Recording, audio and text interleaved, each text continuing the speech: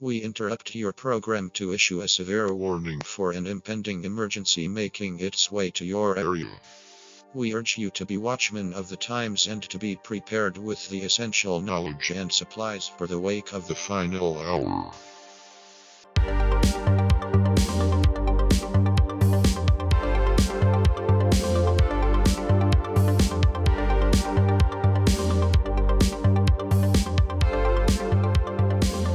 Welcome to the Final Hour podcast, coming to you from the original Living Word Christian Center out of Minneapolis, Minnesota. My name is Jim Hammond.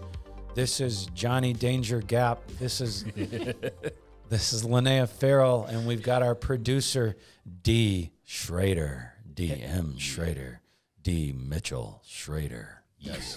Thank you for using my middle name. Okay. But listen, I'm excited about today, and I have to say, Lonaiah and I walked into the office today and just kind of looked at each other and said, who's going to change? We did not plan on this, but I didn't even realize it fits with today, because isn't today as St. Patrick's? Yeah, we're recording on St. Patrick's it's Day. the day of the Irish. So you are a Viking. You have no Irish. I have no Irish. I have, I'm Scottish, Irish, and English. And Yeah. Johnny Danger is... I got some. Some Some of what? Everything. little Just of everything. about everything. And D. Schrader, do you have Irish? No, you're German. I'm aren't more you? German. That's what I Schrader. thought I know by the name. Schrader. Yes. Herr And so Schrader. we've got so much We do. that we want to bring to you today, and thank you so much for just joining us, and take it away, John. Take me away. Actually, hey, listen, important stuff. I got to check my mic here. Important stuff. Please click subscribe and sign up for the notifications if you're watching wherever it is, if it's your podcast, if you're on YouTube, wherever it is. But follow, subscribe, check for the notifications. So yeah, we've got Spotify, YouTube, but also follow us at Instagram at the Final Hour Podcast, as well as our finalhourpodcast.com website. You can see everything there. That's also the best way to communicate with us. If you have questions, if you have some information we should know about, that's where you find our communication channels. So thefinalhourpodcast.com. Yes, information we should know about. I don't know if we should know about it if you want to slam us, right? We haven't had those yet, but those of you who have communicated with us, we thank you so much. We try to get back to you, and sometimes we ask if we can mention you. We're going to get into today. I've just got some things I just want to hit, kind of cleaning up from next week. Want to thank our viewers, the people that viewed and so have subscribed. We're just so grateful to you. And we talked about Ezekiel 38 last week, and we want to move on to the national scene. Yeah.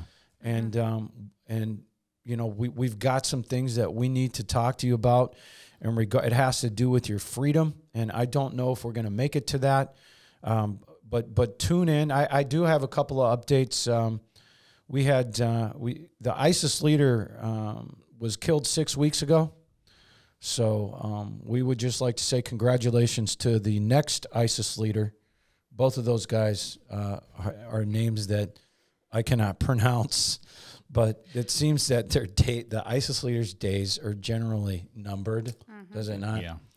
And also, great news, the U.S. Congress approved a $1 billion worth of aid to the Israeli Iron Dome program. Yep. John, you want to explain what that is, the Iron Dome? Well, the Iron Dome basically, isn't it a defense to take down any missiles incoming to Israel? Yes. Missiles, they're shooting missiles at missiles. Right. Right? And am I saying that funny? Missiles? You get a little missiles. Did I whistle? Missiles. You whistled. Did I whistle? Okay. Did you get a whistle on your missile? I don't know. Thanks, John. Anyways, sorry about that. I don't know if we'll have to edit that. Nah, just go with it. But the U.S. Congress approved $1 billion worth of aid to Israel for their program. This is Israeli innovation funded by the U.S. And, I've been saying this, but there is some new news here. Israel struck the suburbs of Damascus last week. Mm-hmm. And but what was different was it wasn't surface to surface. It was the Israeli Air Force is now involved, okay, which ups the ante over there. Right. Flying bombing missions around Damascus. Notice now, this goes, if you guys notice that Israel is heavily involved in trying to broker peace in the Russia-Ukraine war. Yeah. Mm-hmm. Okay. That's I think interesting. Didn't originally when it started, Ukraine supposedly went to the Israel prime minister and Putin said no? I'm not sure. I thought that's how it started, but now they want them involved more. Right. Well, the Israeli prime PM met with Putin, and I don't think it's coincidental that right after that, the Israelis started using jets to bomb Damascus. Right. So you know that something was talked about there. Well, yeah, because I mean, is it basically going, hey, you guys have some airspace. We're not going to challenge you if you enter the airspace of Syria, right? Well, this is what's interesting. Is that what it feels like? The deal they made, as Israel sent F-16s into Lebanese airspace, and from there sent the missiles into the suburbs of Damascus. From those attacks, 2 senior Iranian Revolutionary Guard officers were killed. And there was a funeral in Iran for these 2 top leaders of the Revolutionary Guard of Iran. And this funeral was attended by senior military officers from the Revolutionary Guard, who, of course, vowed revenge on Israel. So what are these 2 senior Iran Revolutionary Guard officers doing in the suburbs of Damascus? That's really Great the question. Isn't that It's kind the of question like, of the day. I mean, obviously, Israel's been attacking Iranian shipments into Syria. Yes, right? yes. That's the intel that we hear, at least on this side of the pond. So, I mean, is there more than just weapons being shipped to other militant groups that attack Israel? Is there more going on? It's so funny that you would ask, John. How funny? It's really funny. Really funny. There's an underground facility that the Iranians have developed in the suburbs of Damascus. In the underground military facility. Can I ask a question? Yes. Are suburbs in Damascus similar to suburbs in Minneapolis? Yes, but I think they're closer in. Okay. They're not as widespread. Do they have nice shopping malls? Do they have Costco? Or at least a Syrian version of Costco? I mean, is it nice there? That's all I'm asking. I would Costco love makes to it go to nice. Damascus. That would be cool. I would love to go to Damascus. I would, if I knew that I could be safe. Yeah. You know, Mm-hmm. I would go. I would go just because of the history. Yeah. It's the road I've seen it to Damascus, right? I've seen it from a distance. Yeah. Well, maybe I haven't. Maybe that was a different Syrian. Because you city. have, I mean, Damascus is pretty close on the border of Yes, Israel. that's so, why I think I've seen it. Yeah. If you're on one of those northern hills, you probably can. I've been since we started the podcast, I've been on Google Earth all the time looking at the different John has seen Israel the road things. to Damascus from Google Earth. Only on Google Earth. But there's like a specific road that goes from Damascus like south towards Israel. So there's some interesting connections there. One time I was on the border of northern Israel, looking into Syria, and we saw there was an attack. It would have been east of Damascus. We saw the artillery shells hitting in the distance, and it was it was 2 groups. It was an offshoot of Al Qaeda. This is during the Syrian civil war, fighting with a Israeli ally that is called the Druze. The Druze have supported Israel. They live in Israel for many, many years. They're warrior-type people. They have a different religion. It's kind of a combination of Christianity and Interesting. and Judaism. And I witnessed an artillery battle between an offshoot of Al Qaeda and the Druze. That's crazy. Yes, it is. The Druze also serve in the Israeli military, but that's a whole nother. They live in the mountains of Israel. Wow, we are really off subject. That's all right. This is cool. In this underground military facility, the Iranians are taking missiles and attaching to them advanced GPS systems to make these bombs more precise. Now, this is not regular Iranian army. This is pro-Iranian militia. But the supervisors are the two high-up Revolutionary Guard officers that were killed from the Israeli missile attacks coming from the F-16s coming out of Lebanese airspace. So even though I know we're all caught up in the Ukrainian war, and we're certainly not going to, we're going to get to that, I can honestly say I hope the Ukrainians win that thing. Yeah.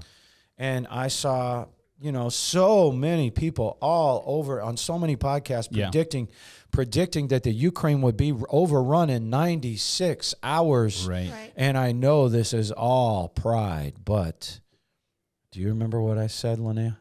Yes, Jim, I do. What? I don't. Can you? I said this would not be easy for the Russians.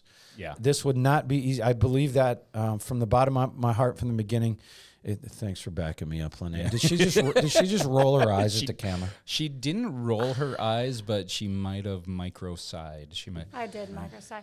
And I'm not going to just agree with Jim just because he asked. If he didn't say that, I'd said no. Right? That would have been great. Yes, we know. However he said that. So it's interesting. I've heard a couple places today that Russia's using about 10% of their military force in the area in their attacks or whatever's going on. So I think they're holding back. I don't know what that all means. That's why I just don't buy it. Yeah. Like, take it with a grain of salt. Yeah. Like we talked about. Yeah. I mean, he had 190,000 troops on the border. Right. And first they said he withheld 50,000 in reserve. Right. It's just, you guys, you just don't believe everything you hear. Exactly. I just don't understand. We can't know what's going on. How the Ukrainians, do they even have tanks? I mean, what do they have about one? I have no idea. I mean, how are they dealing with the tanks? If they're asking for the anti-tank weapons, right? And by the way, anti-tank, just because you have anti-tank weapons, that doesn't mean you dominate tanks. Do you understand? Yeah. That doesn't mean you stop a regiment of tanks. No. Just because you have the weapons, the tanks still have a extreme advantage. Right. Well, and armor, light weapons, light machine gun stuff is not gonna affect it. Right? No, and but our eyes should be on Damascus. Okay. Because it is the destruction of Damascus that's going to bring about the next war. Okay, that is the sign that the Russians are coming south, i.e. Ezekiel 38. Yeah. And remember, we said a few podcasts ago, there are plane loads, and John just said it, truckloads of weapons, missile systems, missile system attachments coming from Iran into Damascus. The whole thing has been ramped up triple, quadruple since the beginning of the Ukrainian war. And so now the Russians, we said, have issued official comments on the Israeli F-16 attack.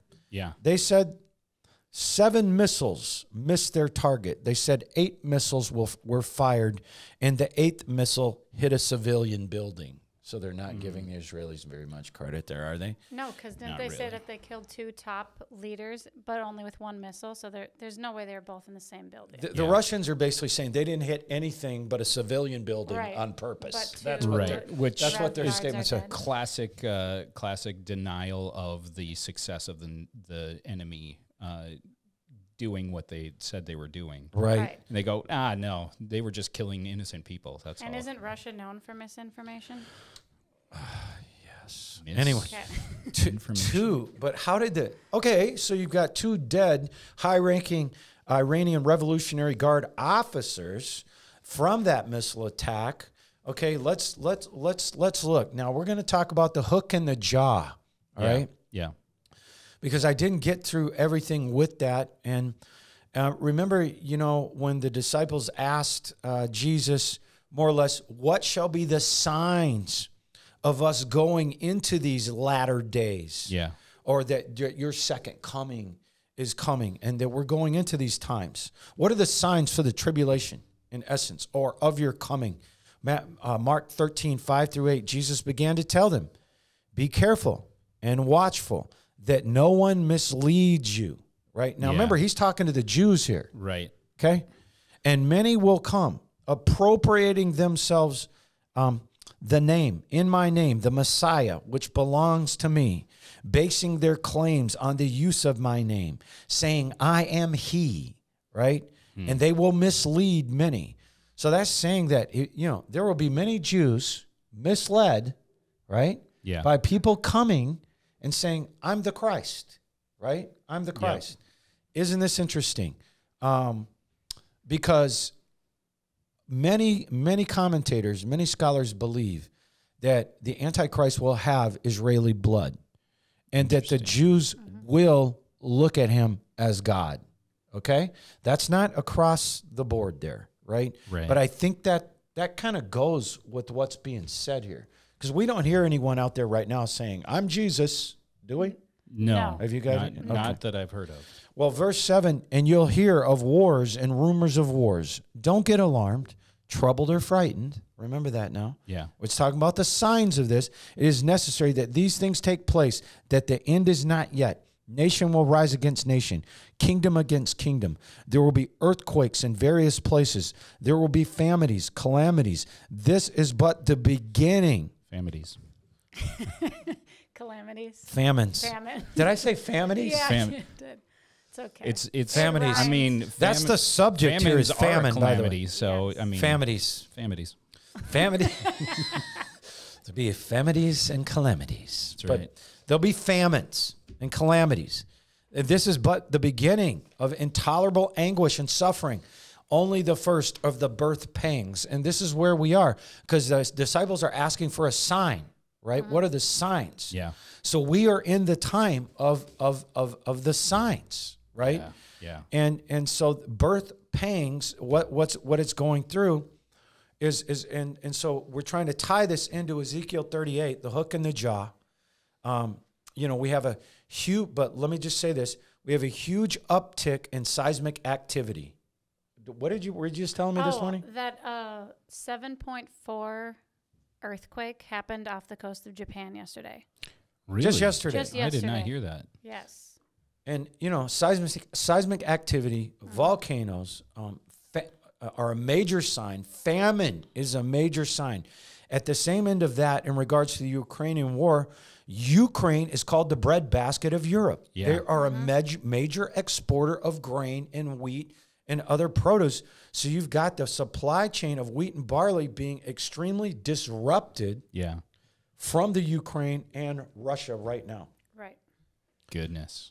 So looking at the hook, Well, I mean, if that's so, if I know anything, being a South Dakota boy living in Minnesota, grain and the crops that are grown in the breadbasket of America, which is the Midwest here, that's already being used for alternative fuels, ethanol. So there's a lot of that is not food for America, and a lot of what we grow here is exported to other places.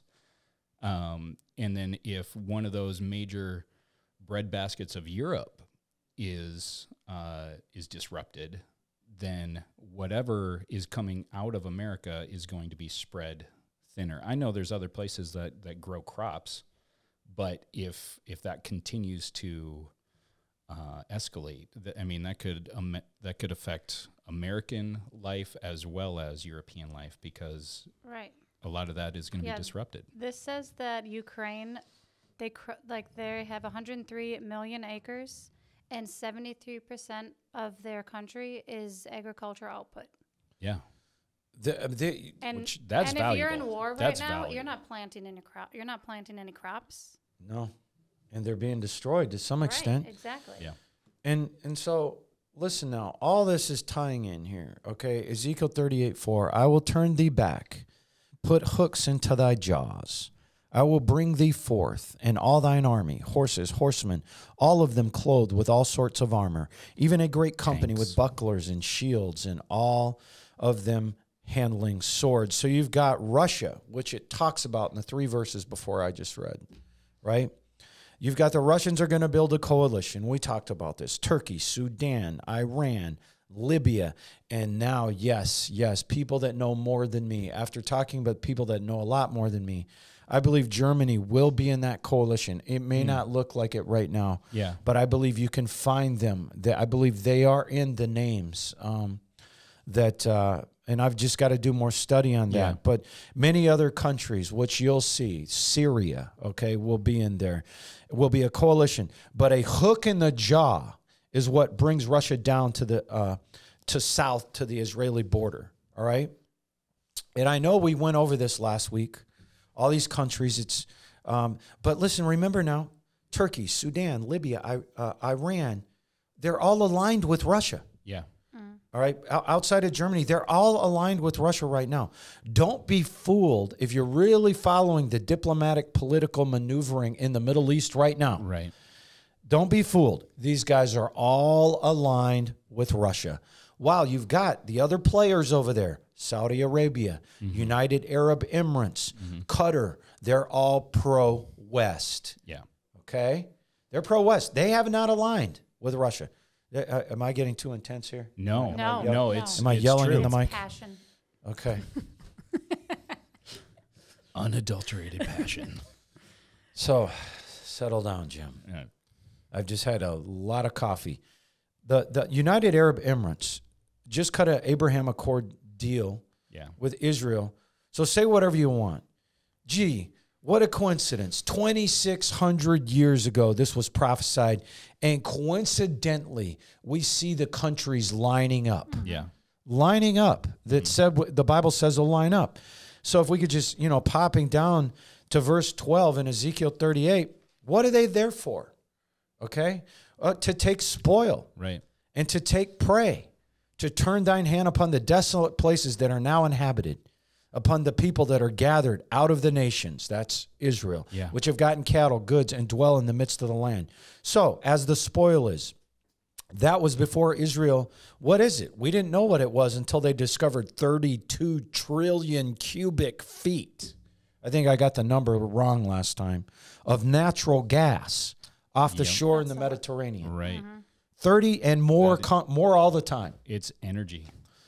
And it's better than gold. Really, I mean, that's the energy is the value of money nowadays, not gold. I mean, I'm trying to remember. Is there any kingdom, any country that is working on a gold standard? I mean, it's been since the 70s that U.S. has been on the gold standard. Which is now and Lonaiah don't know what the gold standard is. Well, so we're just all of U.S. dollars used to be based on an ounce of gold. Oh, I get it. And like the gold rush is where it came from. Okay. Right. So when yes, just from the gold. No, but so all of the U.S. currency up until the early 70s was based on the price of gold. That was the backup of our currency, that we could guarantee that those notes would be redeemable for the price of gold. But in the early 70s, oil was taken to be the real price of the American dollar. That's why the oil is traded in American dollars only. Oh, we're getting to that. Next up, the petrol dollar. Oh. Baby. It's all tied to the currency of the Antichrist. Yeah. And we will say in regards to, the gold issue. Oh, I had somewhere I wanted to go with that on the gold. Lonaiah thinks it came. Oh, but me and Lonaiah, conspiracy theorists as we are, we keep those all out of this program. Yes, The yes, final these are hour. actual But facts. but in the office, it's a different story. Is that what Yes, you're saying? conspiracy theorists, as me and Lonaiah and I are, we know that there is no gold in Fort Knox, but we won't talk about that because that's a conspiracy theory. Has anyone ever heard that?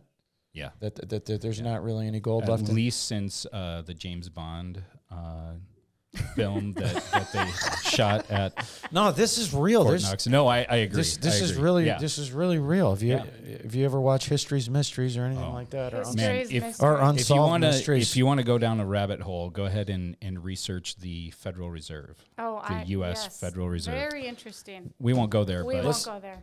we are just all look, over look the place. down the rabbit. I mean, just go ahead and glimpse it and find what you can find about Yes, the Federal there's Reserve, a lot of documentaries. and find out Yes. which American presidents struck down the Federal Reserve multiple times until the Great Recession in the early 1900s. Okay, Just- can I say just something look. real Just quick? watch. Please. We don't get our information from Unsolved Mysteries. That's Or correct. History's Yes, Mysteries. or from- James Bond movies. Please.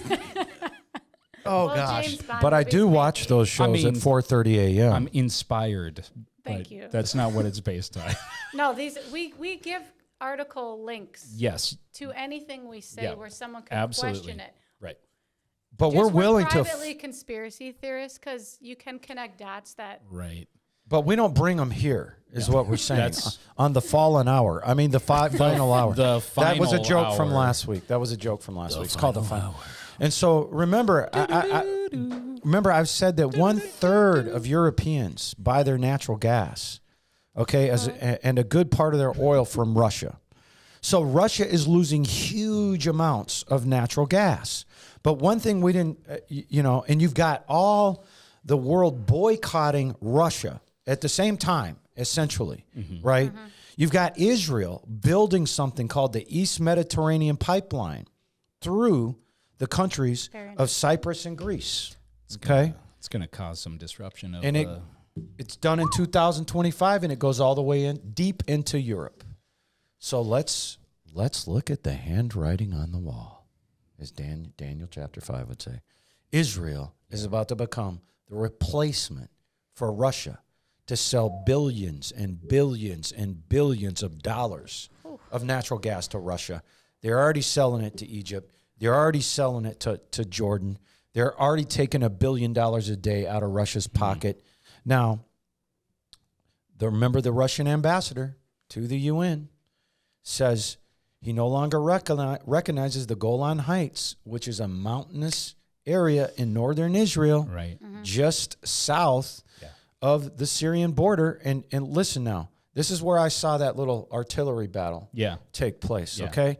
So this is all setting up where the war is supposed to start on the northern border of Israel. According to the Bible, we have Russia saying that's not Israel's, okay? That land, the Golan Heights, is not Israel. And the reason the Golan Heights is such a big deal is because it's a strategic advantage, all right?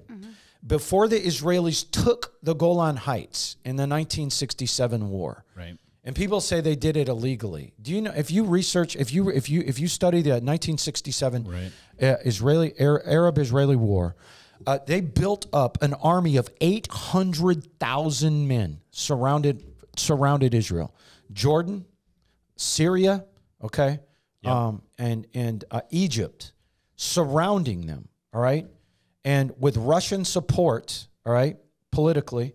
Yep. And the United States did nothing. Israel is yelling to the world, Right. someone, they're going to attack. Yep. Kind of like what Russia just did to Ukraine. Right. So they spent 6 months building. They had a 800,000-man army surrounding the nation of Israel. So you know what Israel did? They attacked. Pew, pew. They, Derek, we need a sound effect.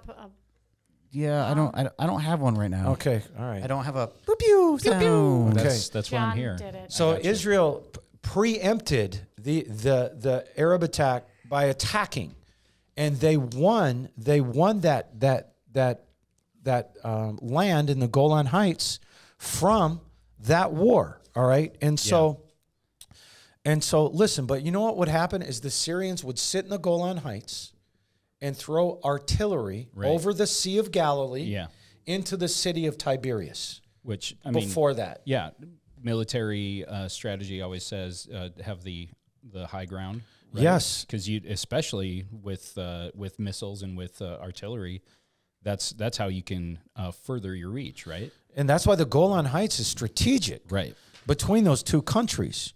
And you know, I mean, I was supposed to go to Israel in July until they cut off all travel there, and you know, I was actually going to stay in a very rustic place in the Golan Heights. The Golan Heights is beautiful. Yeah. It's beautiful. I was going to go all by myself. I don't know what I was going to do there. I wanted to hike through the Golan Heights. That'd be cool. And I was so excited about it. Watch the sunrise. That's a joke from The Office. Another conspiracy theory. Another conspiracy. But listen, as we said last time, the ruler of Syria is a guy by the name of Assad. His father was the ruler of Syria before him. But Assad is the de facto leader. He's completely controlled by Vladimir Putin. The Russians, as I've said, have a military base and a naval base, an army base and a naval base. Right. We're talking about a hook in the jaw. Now, you know when God calls it a hook in the jaw? He says it's a hook like, you know how you, I don't know that they do it now, but in times of old, if you had a donkey or a horse that didn't want to go anywhere, they would put a hook in his jaw and lead him around, right? And God is that kind of hook. Now, the Muslims, they have, these Muslim countries, they have a completely different kind of hook, okay? They have a completely different reason, all right? And so the Iranians, okay, the Ayatollah Khomeini and his mullah, is that what it's called? His mullah that's correct. Council. Yep. All right. So I'm not coming at Iranians as a people here. No. But the Iranian, they're a religious sect that runs their country, and their political sect want to kill the Jews.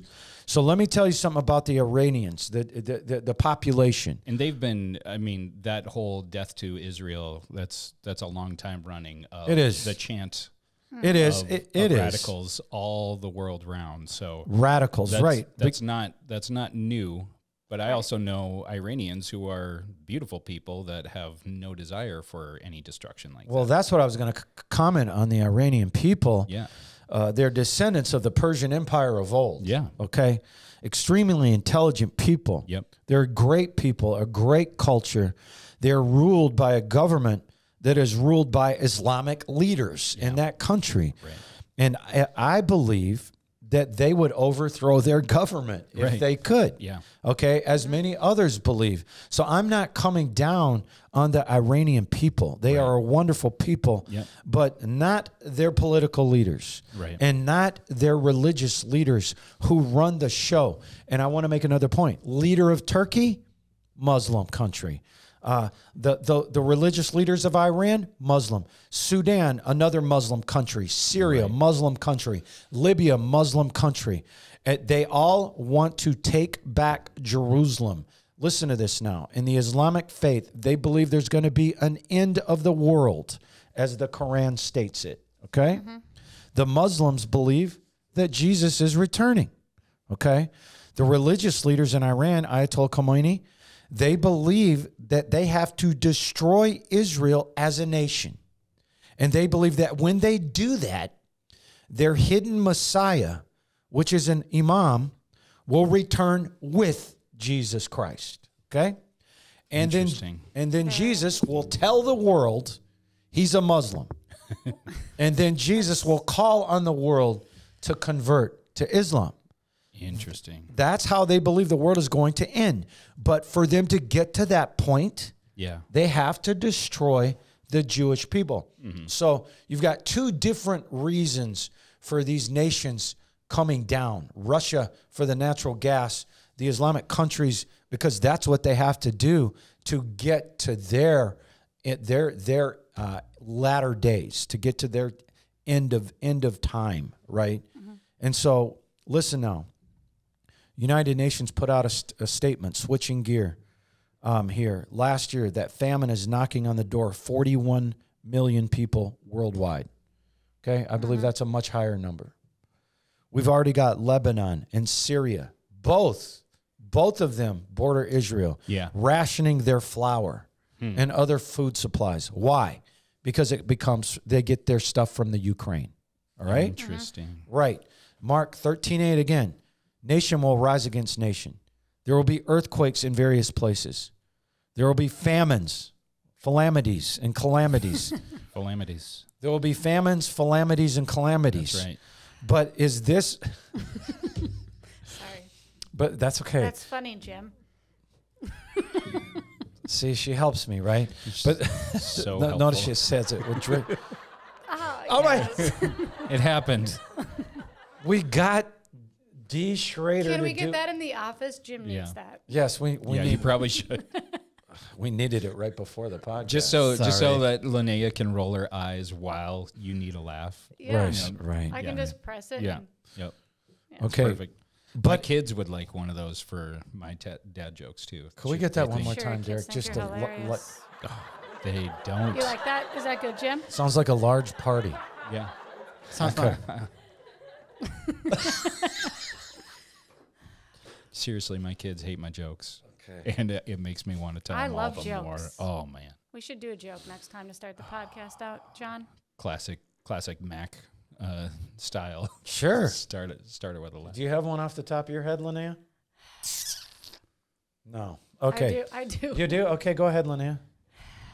I hope it doesn't have to get edited out. What does a fish say when it hits a wall and swimming upstream? Damn. Sorry about that. For Speaking all of fish, you Speaking self-righteous out Christians. speaking Listen, of Revelation. fish, what do you call a fish with no eyes? I don't know. Fish. That was funny. That was funny. Linnea's? Dad I don't- jokes. Well, Mine was funny, too. Derek, don't edit that out. I Let's laugh. see how I many laugh. people I'm write not in. going to edit that out. Okay, It's Revelations. a water dam. Okay. Anyways. Suddenly the podcast sounds, we paid a lot of money for those, by the way. They come alive. Revelation 6:5. We're talking about calamities and calamities. Okay. I mean famines and calamities. Thank you. Pre-tribulation birth pains, okay? Revelation 6:5-8. Listen now, this is big. When he broke open the third seal, I heard the third living creature call out, "Come and look." I saw, and behold, a black horse, and in his hand the rider had a pair of scales, a balance. Verse 6. And I heard what seemed to be a voice from the midst of the four living creatures saying, "A quart of wheat for a denarius, a whole day's wages, and 3 quarts of barley for a denarius. But do not harm the oil and the wine." That means there'll be so much oil and wine that that there won't be shortages of that, right?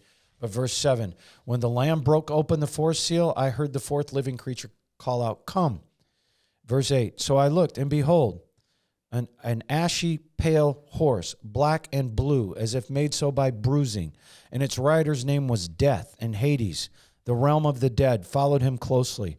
And they were given authority and power over a fourth part of the earth to kill with the sword and with famine and with plague, pestilence, disease, and with wild beasts on the earth. Wild beasts are going to be running around killing people during the tribulation. Wow. Okay. So we had just Jesus talking about birth pains in the latter days, being signs of the tribulation for our rapture, right? But then when the tribulation starts, it's just continue, and it's going to get worse. And remember now, Ukraine is the breadbasket of Europe. You've already got the poorer countries surrounding Israel that were supplied by the Ukraine going on flour rations. The Ukraine supplies a lot of Europe with wheat and grain, not to mention the Russians are the largest global exporter of fertilizer. And the fertilizer prices for farmers have spiked, causing a rise in food costs and eventually food shortages due to the increase in food costs. Which, and can I say something to that? Yes. Like an hour ago, you had, I don't even know what this website is, Alicia, and it says, are we in danger of food shortages? And it said that Ukraine government is already imposing export restrictions on key agricultural products. The wheat, corn, poultry, eggs, and sunflower oil. And the wheat is at an all-time high of $1,294 a barrel, and just 2 weeks ago it was $824 a barrel. So it's skyrocketing. Yeah. Yeah. And so we're talking about famine, and famine is coming, okay? And remember what Jesus said, all right? We're we want to keep this Jesus-centered. Yeah. I've been in an Indonesian village where I actually saw food multiplied, i.e., like the Sermon on the Mount afterwards. Yes, Yeah. yes, Or not Sermon yes, on the and Mount, so but- and so It's you know in Matthew. Yeah. Yeah. we will be taken care of. But listen, Matthew. Revelation 6:8. I said Matthew 5, I think, is the bread and the fish. not right, the right. Sermon on the Mount. And so Sermon on the Mount is. look, he said Matthew 5. he saw the ashy pale horse, right? Its rider's name Death, okay? And Hades, the realm of the dead, followed him closely. Wow. And they were given authority and power over 1/4 of the earth to kill it, all right? So when the black horse is released, it's just paraphrasing, basically in verse 6, it's saying, if you look at the translation, it's going to take a day's wage, all right, to purchase a quart of wheat. Can you picture a quart of wheat? It's like Double that. Yeah. A quart of wheat, okay? And 3 quarts of barley, because barley is not worth as much as wheat. It's not effective as wheat. Yeah. It's hard to process. Yes, Yeah. and so that's why the barley's cheaper. Yep. And so this is what happens, a whole day's wages for a quart of wheat. And this is going to be the situation in the tribulation that the black horse brings. So remember now, 2,600 years ago, this was written by the prophet Ezekiel. And you know, in Ezekiel 38, I just think this Ukrainian war, along with the worldwide strife with Russia, look it up on Google. You Google Ukraine's agriculture, how prominent it is, and along with the Russian fertilizer issue, a major fertilizer supplier, it's caused the price of fertilizer to spike. Farmers can't buy fertilizer they need. What happens? It does lead to food shortages. Yep. Okay, because pestilence can kill off a lot of the food. But to summarize the hook and the jaw, is the 32 trillion cubic feet of natural gas discovered in Israel. The pipeline going through Greece into Europe from Israel. Yep. Russia as a natural gas supplier. Did I say gas? You did. Yes. We're Why going am to I let that one go, Jim. But Russia as a natural gas supplier. And for those surrounding Muslim countries, it's purely motivated by religion. And we're not done yet. We're not done yet, are we? I don't know. We're not done. Are we? I just No. wanted to clean up the Ezekiel 38. Yeah. Right? And there's a little bit added to it. And I wanted to hit more details, even though I had a guy write in that said my 12-year-old watched your podcast, and you basically said nothing. You said nothing he didn't know. And so That's a smart 12-year-old. it is a very smart 12-year-old. I want to commend that 12-year-old. But I wrote that guy back, and I said, have him write me 20 questions that he has on Ezekiel 38, because I'm about to go to Israel, and I'm going to ask those 20 questions to Billy Brim. I'm going to I'm going to sit down with Billy Brim, and I'm going to say, answer these questions, and then hopefully maybe we come back and answer the questions on the air. that would be great. You know. Jimmy. So, did that say wrap it up? Yeah. He does. We are Way to be Jim's subtle. not as technical as Wait. us. we are at 44 minutes. Oh, I thought the clock said 34. I messed up. It's we love you, Derek. D. Schrader, you know I what? messed up. D. Schrader, you get an A+ just for the new sounds. Okay? Haha. Or about Well, you know applause. what? The finalhourpodcast.com. Reminding you to go there, and we're going to go and subscribe to YouTube. It's going to be a great time. Yes. And we're going to go to all the podcast areas. All the podcasts. Yep. Okay. You can link from thefinalhour.com, finalhourpodcast.com to all of those areas. You can. Yeah. And You listen, get the reminders on your phone. It's great. At midnight, you get a ding. Ding. do we have a sound for that yet? Ding. No, I don't have a ding. Okay. No, man. John. No, I don't have a ding. John, could you give us another ding? Ding. Okay, thank you, John. Thank you. Can we Thank hear you. the the gunshots again, John? All right. All right, listen, we're getting out of hand. I get to go to Israel in a couple weeks. I'm going to be calling in. What is the date I'm calling? Is that the 29th? Oof.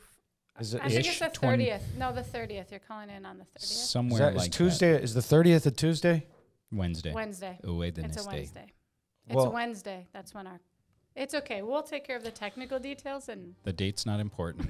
I get to go. I'm going to go to Israel, and I'm gonna meet with some experts, and I'm going to see what's really going on over there, and then we're going to do a podcast with me calling in. Listen, this has been an honor. It's an honor to do this, and you know, if you have, please do contact us. We love you guys. This is not the fallen hour; it's the final hour. God bless.